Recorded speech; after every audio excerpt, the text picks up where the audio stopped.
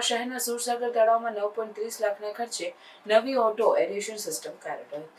માછલીઓના મોત અટકાવવા સુરસાગરમાં 9.30 લાખના ખર્ચે ઓટો ઓપરેટેડ એરેશન સ્થાપિત કરવામાં આવી. જૂના 9 ડિફ્યુઝરના બદલે હવે 15 નવા ડિફ્યુઝરવાળી અપગ્રેડેડ સિસ્ટમ મુકાઈ.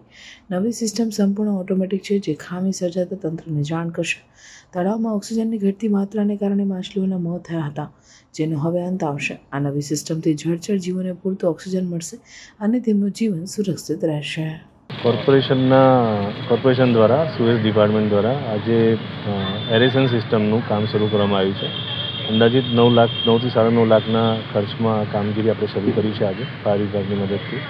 આમાં સુરસાગરમાં વિવિધ 15 લોકેશન ઉપર આ એરેશન સિસ્ટમ લગાવવામાં આવશે, જેનાથી પાણીમાં ડીઝલ ઓક્સિજનનું પ્રમાણ વધશે અને જળચર જીવોને એમાં ફાયદો થશે.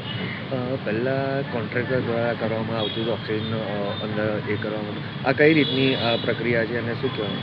પહેલાં આપણે જુદા જુદા 9 લોકેશન ઉપર એરેશન સિસ્ટમ કાર્યરત હતી કોન્ટ્રાક્ટરના માધ્યમથી, અને એમાં માણસો દ્વારા ઓપરેટ કરવામાં આવતી હતી. જ્યારે આ સિસ્ટમ આપણે ટેકનોલોજીને અપગ્રેડ કરી છે, મહાનગરપાલિકાની પોતાની સિસ્ટમ લગાવી છે અને ઓટો ઓપરેટેડ સિસ્ટમ છે. ટોટલી સિસ્ટમ જે છે મેસેજ માધ્યમથી કામ કરશે.